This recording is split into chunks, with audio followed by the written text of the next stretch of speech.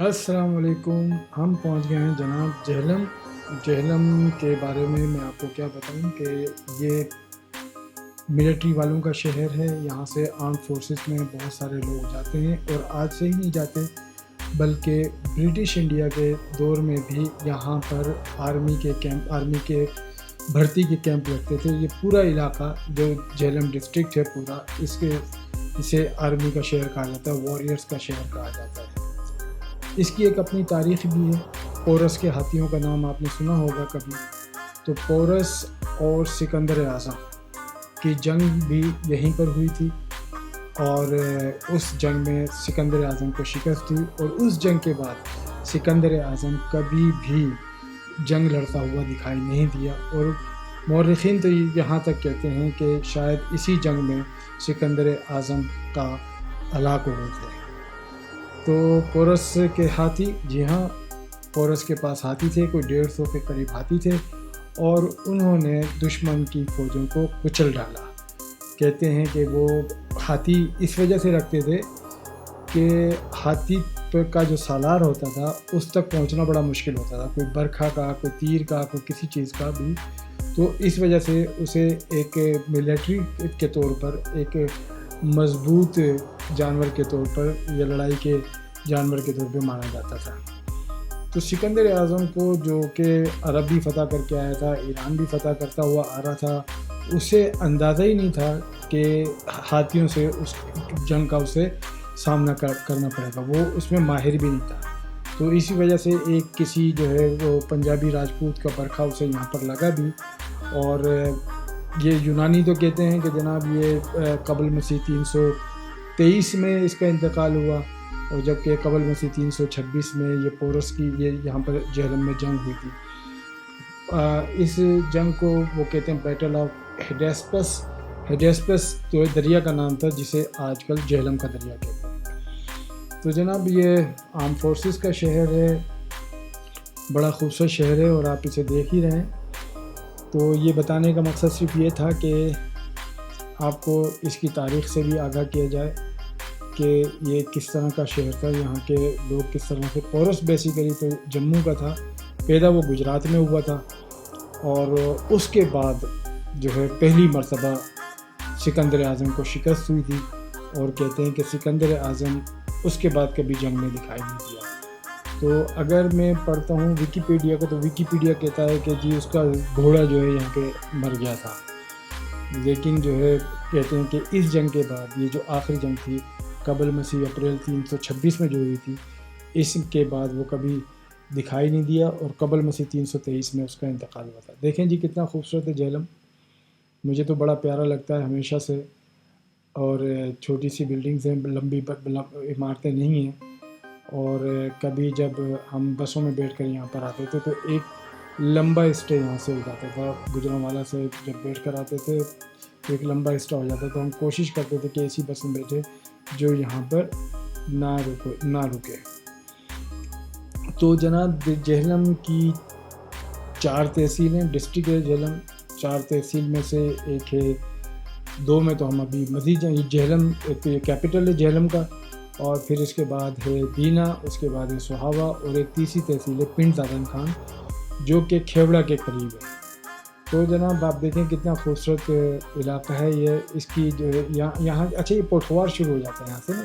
پوٹھوار کی زمین کو کہتے ہیں کہ یہ ہموار نہیں ہے, نہ ہموار زمین ہے, اور اونچے نیچے جو ہے یہ پہاڑی سلسلے یہاں پر شروع ہو جاتے ہیں. تو ہم رواں دواں ہیں دینا کی طرف. دینا کے بارے میں جب دینا آئے گا تو بتائیں گے ہم آپ کو. تو دیکھیں میرے ساتھ رہیں کہ کس طرح کا خوبصورت یہ شہر ہے. تو جناب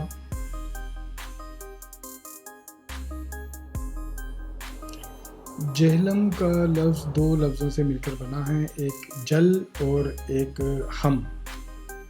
تو جل کا مطلب تو پیور واٹر اور ہم کا مطلب سنو. اس کا مطلب یہ ہوا کہ جہلم دریا میں پیور واٹر آتا ہے جو کہ اوریجنیٹ ہوتا ہے ہمالیہ سے, تو وہ بہتا ہوا آتا ہے. تو اس وجہ سے اس کو ہم جہلم کہتے ہیں. تو جہلم کا مطلب یہ ہوا pure water that is originates from the Himalaya. تو اس وجہ سے اسے، کیونکہ پتہ ہے جہلم یہ ہندوستان سے آتا ہے اور ہمالیہ کی طرف سے آتا ہے، تو اس وجہ سے بھی اسے ہم جہلم کہتے ہیں۔ اچھا جی، جہلم میں جو انڈسٹریز ہیں وہ ٹوبیکو فیکٹریز ہیں، ماربل ہے، گلاس ہے اور فلور ملز ہیں، اور یہ پاکستان کے کیپٹل سے قریب ہے۔ تو اس کے جو ارد گرد آتے ہیں وہ زیادہ تر جو شہر ہیں وہ منڈی بہاؤدین ہے، سرگودا ہے، چکبال ہے، اور اس کے بعد گجرات ہے اور دریا جہلم ہے۔ تو جناب ہم گزر رہے ہیں خوبصورت جی ٹی روڈ سے، جو 16ویں صدی کی جی ٹی روڈ ہے جس کو شیر شاہ سوری نے بنایا تھا، اور ہم اب پہنچ چکے ہیں دینا۔ دل ڈھونڈتا ہے پھر وہی فرصت کے رات دن، دل ڈھونڈتا ہے پھر وہی فرصت کے رات دن۔ جی ہاں، دینا شہر ہے اس شاعری کے خالق کا، جناب گلزار صاحب کا، جو کہ آپ کو پتہ ہے انڈیا کے ڈائریکٹر ہیں، رائٹر ہیں، اور بہت خوبصورت غزلیں لکھتے ہیں۔ تو یہ انہی کا شہر ہے دینا، ضمیر جعفری کا شہر ہے دینا۔ اس کے علاوہ فواد جو ابھی منسٹر تھے ان کا بھی شہر ہے دینا۔ تو جناب دینا کے ایک طرف کشمیر ہے، منگلا ڈیم ہم یہاں سے جا سکتے ہیں، میرپور جا سکتے ہیں، میرپور آزاد کشمیر، اور دوسری طرف روہتاس فورٹ ہے یہاں پر، اور ٹلی جوگران ماؤنٹینز ہیں یہاں پر، اور سب سے خوبصورت جی ٹی روڈ یہاں سے گزرتا ہے۔ تو یہ خوبصورتی ہے جی دینا کی۔ دینا بھی اسی طرح پرانا شہر ہے، ملٹری کا شہر، ملٹری والوں کا شہر ہے، کہ یہاں سے لوگ زیادہ تر فوج میں جاتے ہیں کیونکہ قد لمبے ہوتے ہیں، اور شروع سے ہی برٹش آرمی کے بھی یہاں پر وہی اسی طرح جیسے جہلم میں اپنی بھرتی کے کیمپ لگاتی تھی، اسی طرح جو ہے آج بھی یہاں سے پاکستان آرمی میں لوگ جاتے ہیں۔ تو واریئرز کا شہر ہے جناب، یہ بہت خوبصورت شہر ہے۔ تو یہاں سے زیادہ تر جو ہے یہ پوٹھوار پلیٹ جو ہوتی ہے نا، پوٹھوار پلیٹ وہ یہاں سے شروع ہوتی ہے، یعنی پوٹھوار پلیٹ کے بارے میں ہم کہتے ہیں کہ ناہموار پلیٹ ہے۔ تو اسے یہاں سے ایک طرف اس کے آگے جائیں تو سوہاوا ہے، پیچھے جائیں تو جہلم ہے، اور لیفٹ اور رائٹ پہ ایک طرف آزاد کشمیر ہے اور ایک طرف روہتاس فورٹ ہے۔ تو یہ ساری کی ساری چیزیں دینا کے متعلق ہیں، اور دینا بہت ہی خوبصورت شہر ہے۔ گلزار صاحب کو بڑی محبت تھی اپنے اس شہر سے، اور اکثر وہ اس کا ذکر اپنے نظموں وغیرہ میں بھی کرتے تھے۔ ایک شعر ہے جیسے ذکر جہلم کا بات ہو دینا کی، چاند پکھراج کا رات پشیمن کی۔ تو یہ بڑا، جب وہ ایک دفعہ وزٹ کرنے کے لیے آئے تھے دینا شہر میں، تو انہوں نے یہ شعر کہا تھا، اور وہ ہمیشہ سے ہی اس کو مس کرتے تھے، کیونکہ وہ جوانی میں جب پاکستان انڈیا سیپریٹ ہوا تو بہت سارے جو ہندو فیملیز تھیں وہ یہاں سے ہجرت کر گئی تھیں۔ تو بہت بڑے شاعر ہیں، اور اپنے ان دنوں کو یاد کرتے ہیں۔ ہمارے والدین بھی ہندوستان کے بہت سارے قصے سناتے تھے، کیونکہ وہ بھی اپنی جوانی میں شفٹ ہوئے تھے ہندوستان سے پاکستان۔ تو جناب دینا گزر گیا ہے، اور اب ہم جا رہے ہیں رواں دواں سوہاوا کی طرف۔ سوہاوا بھی بڑا خوبصورت شہر ہے اسی جی ٹی روڈ پر۔ جی ٹی روڈ کی تو بات ہی کیا ہے، جی ٹی روڈ بہت زبردست ہے، مثلا تو بہت ہی زیادہ خوبصورت ہے۔ اور پنجاب پاکستان جو ہے میرا خیال ہے ساؤتھ ایشیا میں سب سے زیادہ اچھا صوبہ ہے، سب سے زیادہ اچھا صوبہ ہے، اور ترقی یافتہ صوبہ ہے، سڑکیں بہت زبردست ہیں۔ اور اگر اب میں یہاں پر جی ٹی روڈ پر دیکھ رہا ہوں تو کوئی 1 یا 50-60 سیکنڈ کے بعد مجھے کوئی ایک گاڑی دکھائی دیتی ہے، لیکن اگر آپ سندھ میں جائیں گے تو گاڑیاں ختم ہی نہیں ہوتی، اتنا ٹریفک ہوتا ہے۔ تو شاید اس کی وجہ موٹر وے کا بننا ہے، جس کی وجہ سے جو لوڈ ہے وہ ڈیوائیڈ ہو گیا ہے، اور بہت سارے موٹر ویز یہاں پر بن رہے ہیں، جیسے کھاریاں راولپنڈی موٹر وے، اور اسی طرح گجرات اور لاہور اور سیالکوٹ کا موٹر وے بھی بنا ہے۔ تو اس وجہ سے اب ٹریفک جو ہے ڈیوائڈ ہو گیا ہے، اور بڑی آسانی سے آپ اچھی رفتار کے ساتھ ایک جگہ سے دوسری جگہ جا سکتے ہیں۔ بس یہ خیال رہے کہ جی ٹی روڈ پر کوئی جلسہ وغیرہ نہ ہو۔ آپ کو پتہ ہے لالا موسم میں ہم جلسہ میں پھنس گئے تھے، لیکن پھر بھی کوئی اتنا زیادہ ٹائم نہیں لگا تھا، کوئی 20 منٹ ہمیں لگ گئے تھے وہاں پہ کم و بیش۔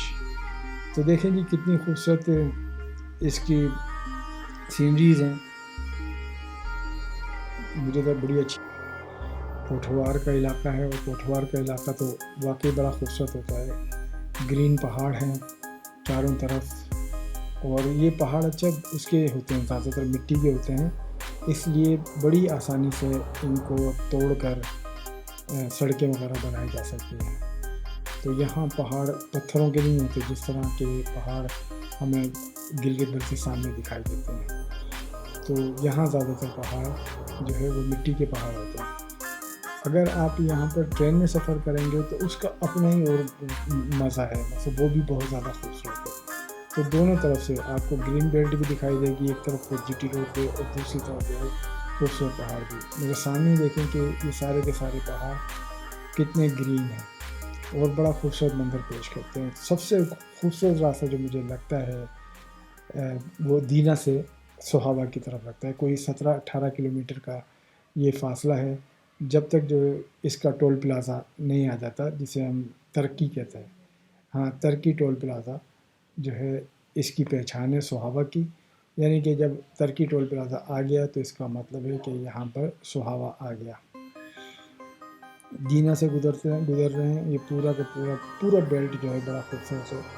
اگر میں پن دادن خان کی طرف بھی جاؤں، اس کی چوتھی تحصیل جو ہے وہ بھی بڑی خوبصورت ہے، وہ پہاڑوں کے درمیان ہے، اور وہیں سے کھیوڑا وغیرہ کی طرف راستہ جاتا ہے۔ روہتاس فورٹ بڑا زبردست ہے، آپ کو پتا 16ویں صدی میں شیر شاہ سوری نے بنوایا تھا وہ بھی، تاکہ وہ مغلوں پر نظر رکھ سکے، کیونکہ مغل اپنا ہندوستان واپس لینے کے چکر میں تھے ان سے، تو یہاں پر انہوں نے بنوایا تھا۔ ان کی موت کے بعد ہی مغل واپس آئے، لیکن ان کو شکست نہیں دے سکے تھے۔ تو کربی روڈز بڑے خوبصورت لگ رہے ہیں جناب، بہت پیارے پیارے سے روڈ لگ رہے ہیں، مجھے تو بڑا پسند ہے۔ آپ دیکھیں، میوزک انجوائے کریں۔ ہم سوہاوا کی بات کریں گے تھوڑی دیر میں، جب سوہاوا آ جائے گا۔ تو جناب ہم پہنچ رہے ہیں ابھی سوہاوا کی طرف۔ سوہاوا دیکھیں کتنا خوبصورت ہے، مگر ہوتا کیا ہے کہ اس میں زمینی کٹاؤ بہت زیادہ ہوتا ہے۔ وجہ یہ ہے کہ بلینس ٹن مٹی جو ہے بارشیں بہا کر لے جاتی ہیں یہاں سے، اور اس وجہ سے یہاں پر کھیتی باڑی نہیں ہو پاتی ہے، لوگ متبادل ذرائع آمدنی ڈھونڈتے ہیں۔ زیادہ تر لوگ یہاں پر اسی طرح جیسے یہ اس خطے کے لوگ ہیں، زیادہ تر جو یہاں پر ریمیٹنسز کی وجہ سے پیسے آتے ہیں، ان کے لوگ زیادہ تر باہر ہوتے ہیں، اور زیادہ تر یورپ میں اور مڈل ایسٹ میں۔ یہ جناب ترکی ٹول پلازا، اس کا مطلب یہ ہوتا ہے کہ ہم سوہاوا میں داخل ہو رہے ہیں۔ تو دیکھیں جی، ترکی ٹول پلازا کا مطلب یہ ہوتا ہے کہ ہم سوہاوا میں، یہاں پہ ہم نے 30 روپے پے کیے، اور اب ہم رواں دواں ہیں سوہاوا سٹی کی طرف۔ اچھا، اس ٹرکی ٹول پلازا کے قریب ہی مشہور زمانہ القادری یونیورسٹی ہے، جس پر عمران خان صاحب کے اوپر کیس چل رہا ہے، اور کہ وہ کہتے ہیں کہ جی انہوں نے زمین لے کر یہ یونیورسٹی بنائی۔ اچھا، مجھے بڑی خوبصورت لگتی ہے وہ یونیورسٹی، یہاں پر بچے پڑھنے بھی آتے ہیں، اکثر جو دیکھتے ہیں ہم اسٹوڈنٹس کو یہاں پر، تو فری یونیورسٹی ہے یہ، اور اس پر مقدمہ چل رہا ہے جناب عمران خان پر۔ تو اس کے ارد گرد یہ جیسے ٹرکی ٹول پلازا جو آپ نے دیکھا، اگر میں لاہور کی طرف جاؤں گا تو اس کے 1 منٹ کے بعد ہی یہ یونیورسٹی آ جاتی ہے۔ تو جناب یہ ہے آپ کا سوہاوا سٹی، آپ دیکھیں کتنا صاف ستھرا شہر ہے۔ مجھے جی ٹی روڈ کے شہر بڑے صاف ستھرے لگتے ہیں، بڑے اچھے لگتے ہیں۔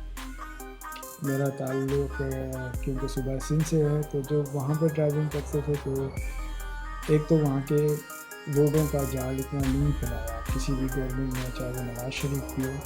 حالانکہ سب سے زیادہ روڈز بننے کی جو ضرورت تھی وہ سندھ میں تھی، کیونکہ وہاں پر ٹریفک بہت زیادہ ہوتی ہے بندرگاہوں کی وجہ سے، جو پورے پاکستان میں سپلائی کرتی ہے۔